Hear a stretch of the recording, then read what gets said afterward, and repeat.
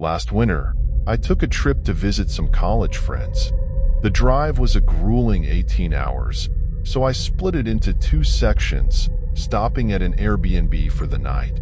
On my way back, I decided to book a different Airbnb, just to see something new. The plan seemed solid, but heavy snowfall delayed me, and I didn't arrive until nearly 9 p.m. The town was even smaller than I expected. A handful of stores lined the main road, but most of the houses were isolated, sitting on large plots of land or nestled deep in farmland. When I finally reached the Airbnb, it was no different, set back from the road, far from any neighbors.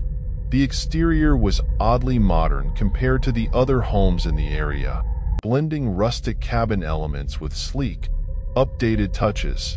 It almost looked out of place. I parked on the gravel driveway, entered the code on the keypad, and stepped inside. The interior matched the online photos, cozy but unremarkable. After checking out all the rooms, I dropped my things in the bedroom and settled onto the couch. Just as I picked up the remote, a sharp tapping came from the window behind me. My stomach dropped. I turned around quickly and saw a woman standing outside, knocking against the glass. Her long, unkempt hair hung in tangled strands, and her wide eyes held an unsettling intensity. The moment she saw she had my attention, she motioned toward the front door and stepped away from the window. My heart was still racing, but I got up and made my way to the door. I cracked it open just enough to speak to her. She offered me a smile, too wide, too forced, and said she needed help. I hesitated, waiting for her to elaborate, but she didn't. With what? I finally asked. She turned slightly, glancing toward the road. I lost something out there, she said, her voice thin and strange. I stepped back, looking past her toward the unlit stretch of road beyond the property's lights. I saw nothing. I don't think I can help with that, I told her. Her expression changed instantly. The eerie smile vanished, replaced by something unreadable. Then, in the exact same tone as before, she repeated herself word for word. I lost something out there. A chill ran down my spine. I'm sorry, but I can't help, I said again, my voice firmer this time. I shut the door and locked it, standing there for a few seconds, listening. I heard nothing, so I waited until I was sure she had left before returning to the couch.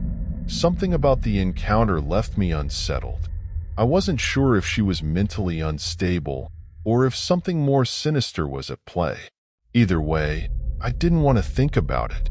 I turned on the TV, hoping it would take my mind off things. Hours later, I was still restless, staring at the ceiling in the dark. Eventually, exhaustion won, and I drifted off, only to jolt awake sometime later. A sound echoed through the silent house. I held my breath, listening. A soft, deliberate noise. My pulse pounded as I realized it was coming from the front door. Someone was trying to get in. I shot up, rushing down the hallway just as the door started to open. I slammed my body against it, shoving it closed with all my strength. Whoever was on the other side pushed back, hard.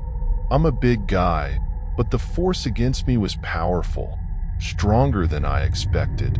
My feet slid slightly against the floor as I struggled to hold the door shut. For a moment, I thought they might actually overpower me. Then, suddenly, the pressure disappeared. Heavy footsteps pounded against the gravel outside as someone sprinted away.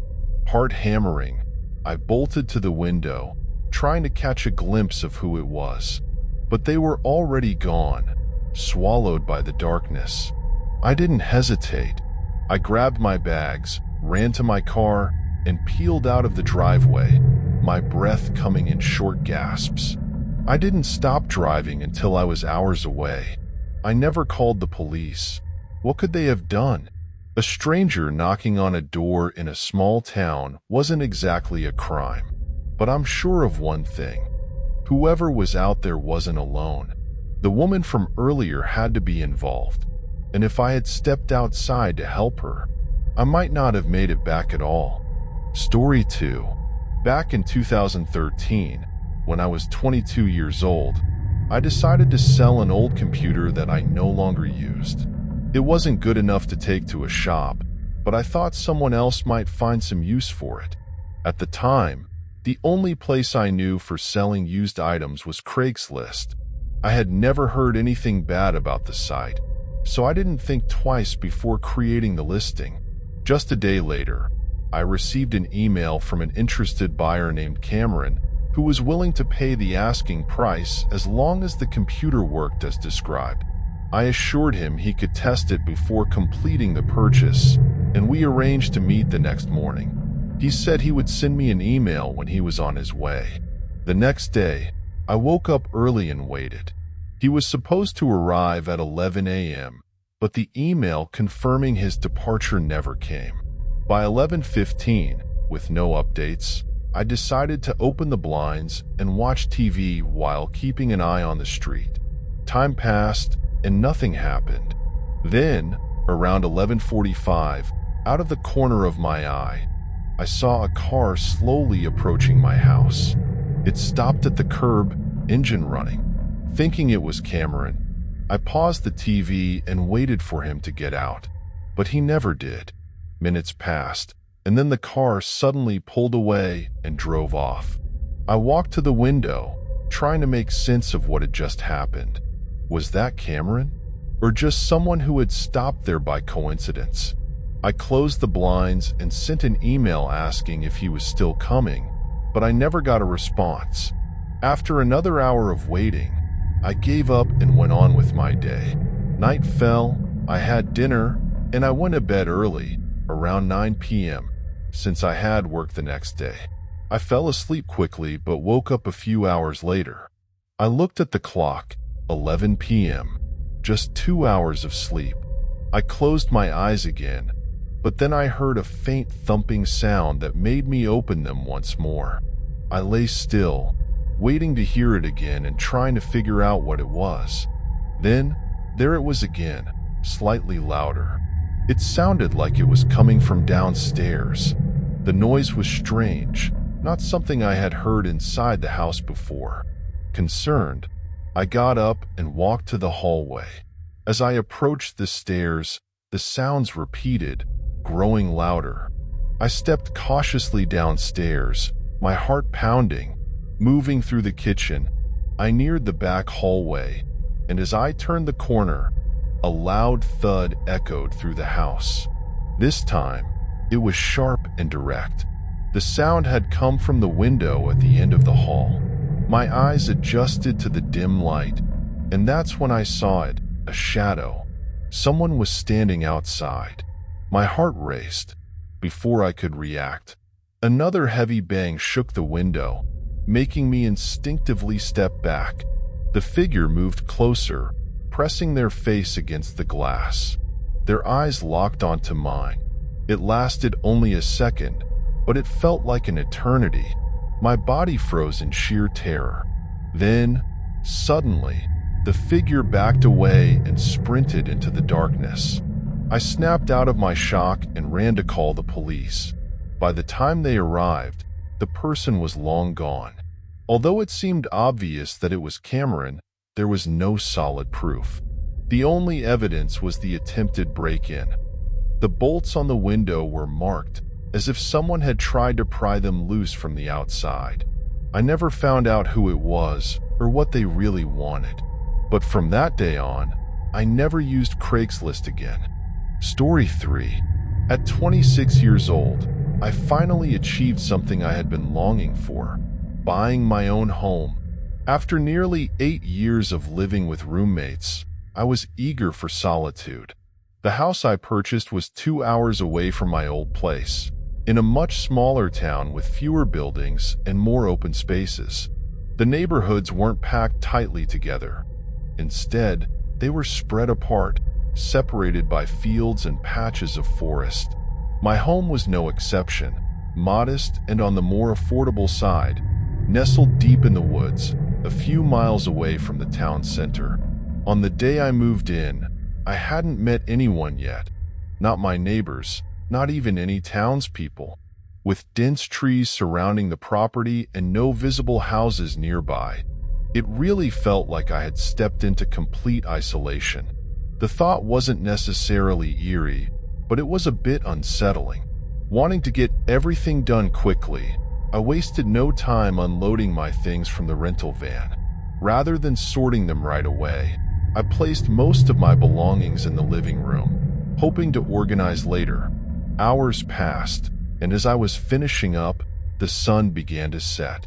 I stepped outside to grab the last of my boxes, but as I turned toward the house, I froze. A man stood on my porch, blocking my front door. He had appeared out of nowhere. I hadn't seen anyone walking up my long driveway, and with nothing but forest surrounding my house, I had no idea where he could have come from. He was around 50 years old, wearing simple, slightly worn-out clothing. He startled me, and I instinctively took a step back. He smiled and introduced himself as my neighbor. Trying to mask my unease, I forced a polite smile and exchanged a quick greeting. But I couldn't shake the feeling that something was off. He lingered there for a few seconds, just staring at me, before finally turning around and walking away. I watched him go, expecting to see which direction he headed, but within moments, he disappeared into the tree line. I stood there, unsettled, before quickly finishing my unpacking. Later that evening, after returning the van and catching a taxi back home, I focused on assembling some furniture before calling it a night. Fatigued from the long day, I worked at a slow pace, beginning with my bed frame. Just as I was piecing it together, a loud knock echoed through the house. I froze. Heart pounding, I moved cautiously toward the front door. I left it locked but peeked through the peephole. My breath caught in my throat. It was the same man from earlier. This time, something was wrong. His posture was rigid, his body trembling slightly. His head moved in an odd, unnatural way, but his eyes were locked onto the doorknob as if willing it to turn on its own. "Hey, it's your neighbor. Can you open the door?" His voice was louder than before, edged with impatience. He knocked again, harder. I remained silent, watching. His expression twisted into something darker, frustration morphing into anger. He slammed his fist against the door one final time before abruptly turning his head toward the forest. He raised his hand and made a slow, deliberate waving motion toward the darkness. And then, without another word, he sprinted into the trees. My stomach turned. Who had he been signaling? How many others were out there, hidden in the woods, waiting for him to gain my trust and lure me outside? My hands trembled as I dialed the police. They arrived quickly, but by then, the man was long gone. Despite their efforts, no one matching his description was found. Even as I got to know my real neighbors in the following weeks, none of them recognized the man. No one in town knew who he was. To this day, I never saw him again. I don't know what he wanted, what he was planning, or how many others might have been lurking beyond the trees that night. And perhaps some things are better left unknown. Story 4. Just a couple of weeks ago, I decided to go on a solo hike deep into the dense forest behind my small town. It was a quiet, tight-knit place with fewer than 1,000 residents, far removed from any major cities. The woods surrounding the outskirts were mostly flat, with only a few rolling hills, scattered ponds, and winding streams. My destination was a particular river I had visited a few times before, but this was the first time I planned to camp there overnight. From past trips, I estimated it would take me about 3 hours of walking almost directly north to reach it. As I made my way through the trees, The forest was eerily silent aside from the occasional rustling of leaves and the distant calls of birds. There were no designated trails out here, just open wilderness. I never expected to run into anyone, but about 45 minutes from my destination, I did. We were moving toward each other, neither of us seemingly aware of the other until we were uncomfortably close, only a few trees apart.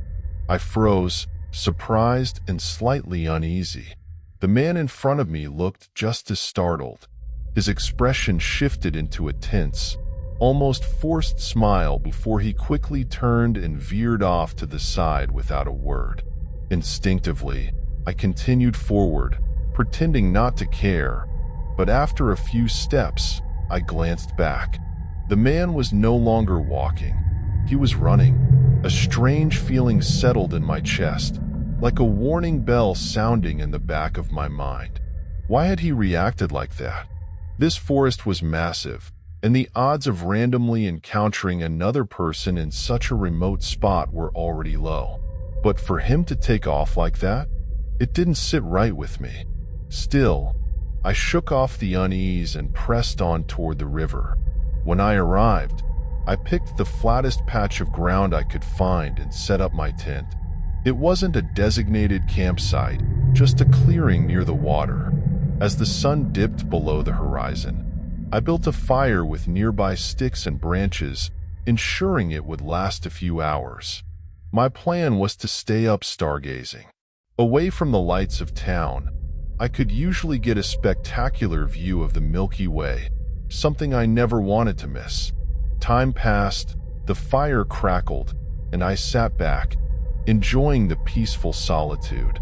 Then, a sound broke the quiet, a deliberate, careful footstep coming from behind me. My entire body went rigid. I turned my head slowly, peering into the darkness. I could barely make out the shapes of trees swaying in the night breeze. The footsteps stopped. Whoever was out there could see me, but I couldn't see them. I reached for my bag and pulled out my heavy-duty flashlight, flicking it on and scanning the trees. The powerful beam cut through the night, but as I moved it back and forth, I saw nothing. My pulse pounded in my ears. "Hello?" I called out, my voice firm but wary. Silence. I hesitated before standing up. Maybe it was just an animal. Maybe my mind was playing tricks on me. But I had to be sure. Carefully, I moved toward where I had heard the sound, keeping my flashlight trained ahead. I scanned the trees, shifting the beam from side to side, until suddenly, it landed on something that made my blood run cold. A man, the same man from before. He stood there, motionless, about 20 feet away. Even with the bright light shining directly on him, he didn't flinch. He didn't react at all. My instincts screamed at me to stay calm. I forced myself not to react, pretending I hadn't seen him, casually sweeping my flashlight away and turning back toward my campsite. My heart pounded as I grabbed my bag, casting one last glance around before walking off toward the river. The moment I was out of sight, I took off in a sprint, pushing myself as hard as I could. I didn't stop until I was certain I had put enough distance between myself and that man. I found a concealed spot among some thick underbrush and waited out the rest of the night, my body tense and my mind racing. I never heard him follow. I never saw him again. At sunrise, I made my way out of the woods, exhausted but relieved. I never went back for my tent, and I never returned to that river. Something about that encounter told me I was never supposed to be there in the first place. Story 5. A couple of years ago, I moved out of my dorm and into my first apartment. Since none of the furniture in the dorm had been mine, I basically needed everything. I had a little more money than before and was planning to save for a few months before making any big purchases, but there were still a few essentials I needed right away. One of those was a bed frame. After buying a new mattress, I wasn't keen on spending a ton of money on a frame. I searched through a few second-hand furniture sites, but eventually landed on Craigslist, where I found the most listings. Most of them looked pretty awful, but then I came across one that wasn't too bad. Just a plain wooden frame that looked decent. I sent a quick email to the seller, asking if it was still available. Within a minute, I got a reply. The man said it was still available for $35, which was a perfect deal for me. I quickly accepted, and we arranged to meet at his place at 6 p.m. While waiting, I unboxed some things and cleared space in my bedroom. At 5:30, the man emailed me his address. It was about 20 minutes away in a part of town I hadn't visited yet. As I drove, I paid attention to my surroundings, trying to familiarize myself with the area.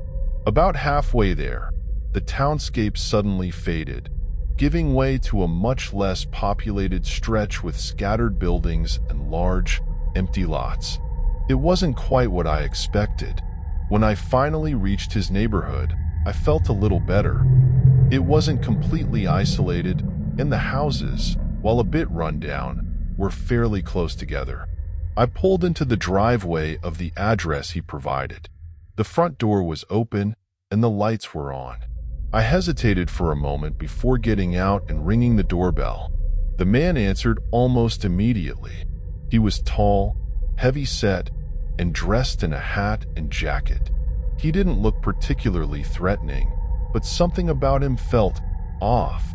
Maybe it was the way he spoke, like we were old friends instead of complete strangers. He invited me inside and led me upstairs down a narrow hallway. The room he brought me to wasn't what I expected. It looked fully occupied, with a dresser, nightstands, and clothes scattered around. Even the bed frame had a mattress with sheets and blankets on it. I immediately clarified that I was only interested in the frame, not the mattress or anything else. He nodded and assured me that was fine. I inspected the frame. It seemed sturdy enough, so I agreed to buy it. The man grinned and offered to help me carry it to my truck, but said he wanted a drink first. Before I could say anything, he stepped into the hallway and returned shockingly fast with 2 glasses of beer. He held one out to me, but I politely declined. His expression shifted. He looked confused, then almost irritated. "Come on, man. It's just a drink," he insisted, acting as if we were just 2 buddies hanging out. I forced a laugh and told him I had a busy night ahead, that I really just wanted to buy the frame and head out. His smile faded slightly as he kept pressing me to stay. Something in his demeanor changed. His friendly act started to crack. I quickly stepped past him and into the hallway, making sure not to get cornered in the small room. "I think I'm just gonna head out," I said firmly, turning toward the stairs. His tone instantly shifted. He became overly nice, apologizing, even offering to let me take the bed frame for free. I ignored him and picked up my pace, hearing his footsteps following close behind. As I reached the front door, I caught a glimpse of him stopping at the top of the stairs, watching me with an odd look. I jumped into my truck and pulled away before he had the chance to do anything else. As I drove off, I watched in the rearview mirror. He stood in the doorway, staring after me. Maybe he was just a lonely guy looking for company. Maybe he had no ill intentions at all.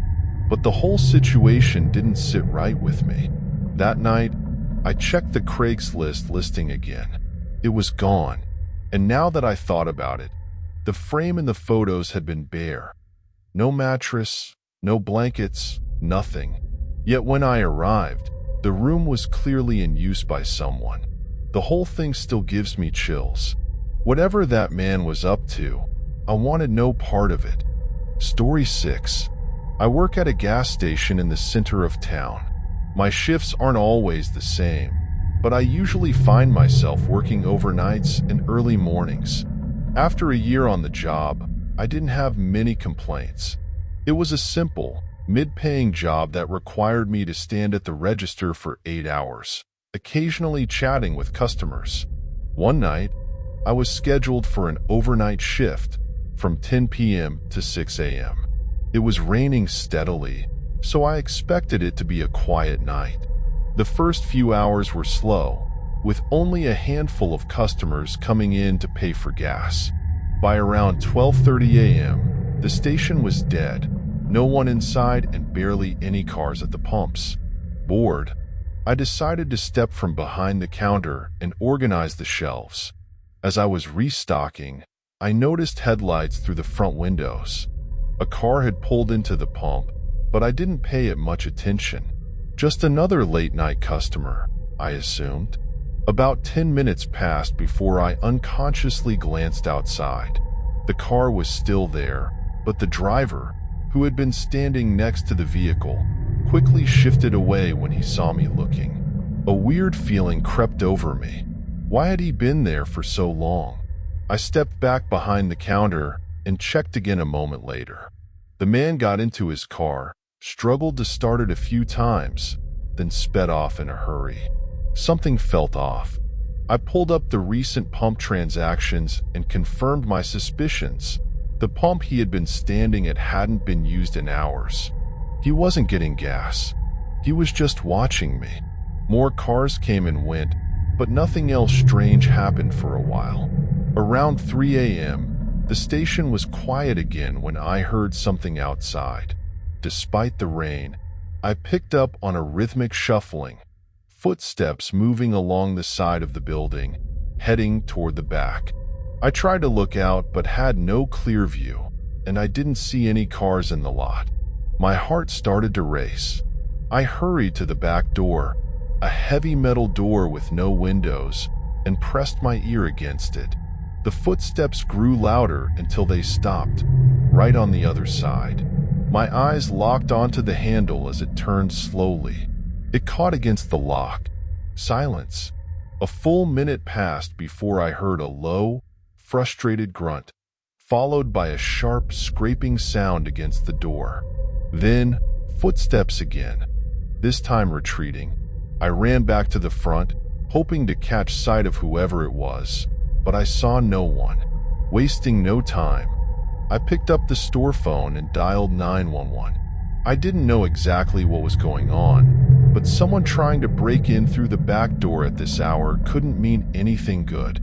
While waiting for the police, I stood behind the counter, my eyes darting between the windows and the security monitors. The store's front door was locked, and I was alone, but I couldn't shake the feeling that someone was still lurking nearby. Every slight noise outside made me jump. The rain tapping against the windows felt almost like fingers drumming, as if something or someone was waiting for the right moment.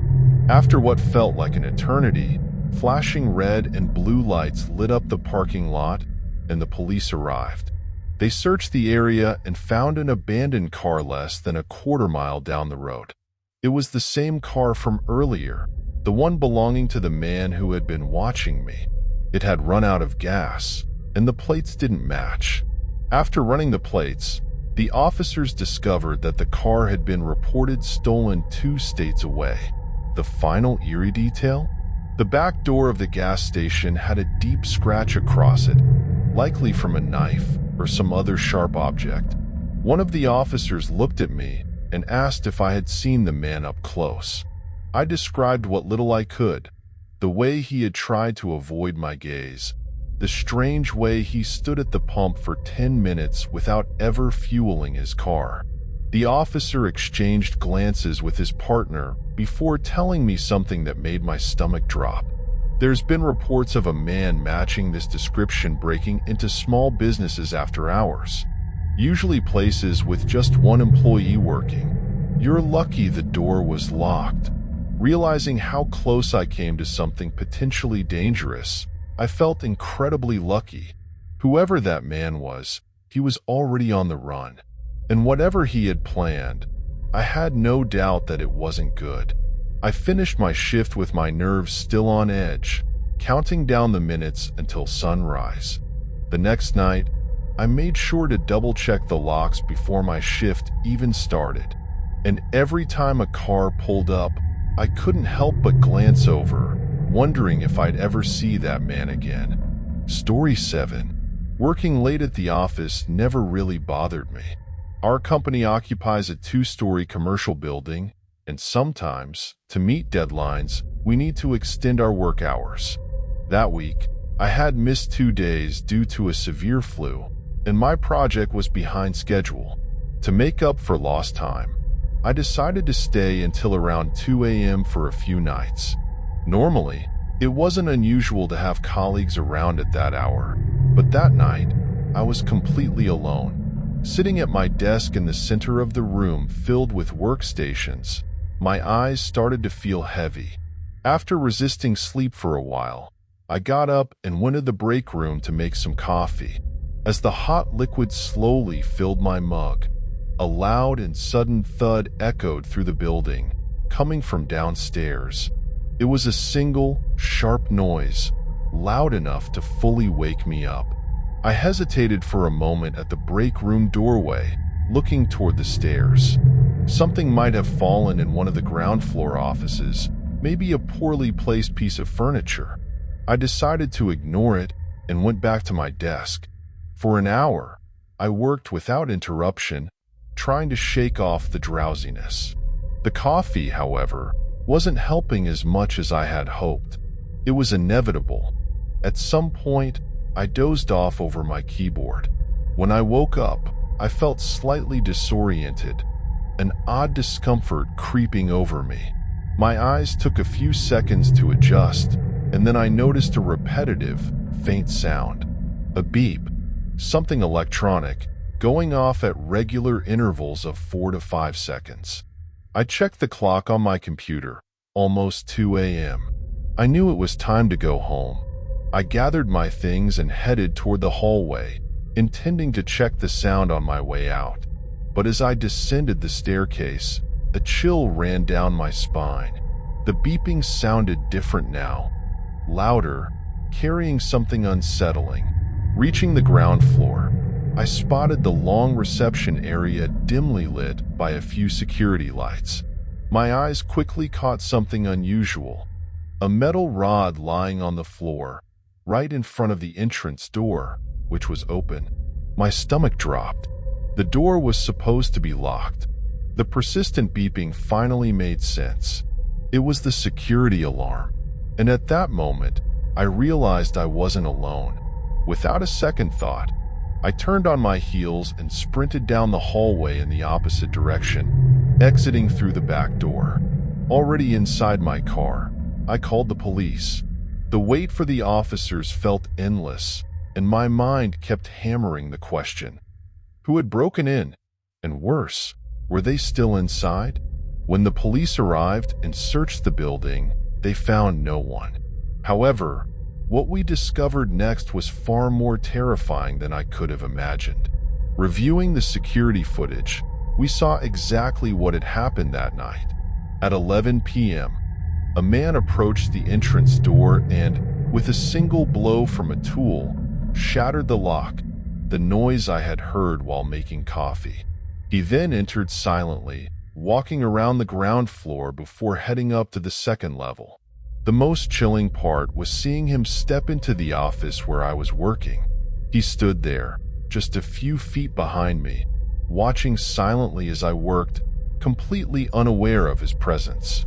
After a few minutes, he left and went downstairs. But he didn't leave. While I slept, he came back up, wandering around the office and approaching my desk. In the video, he appeared to be searching for something, rummaging through drawers and objects near me. We never determined if he stole anything, as not all areas had cameras. But what truly terrifies me is having no idea what he wanted, or what would have happened if I had woken up at that moment.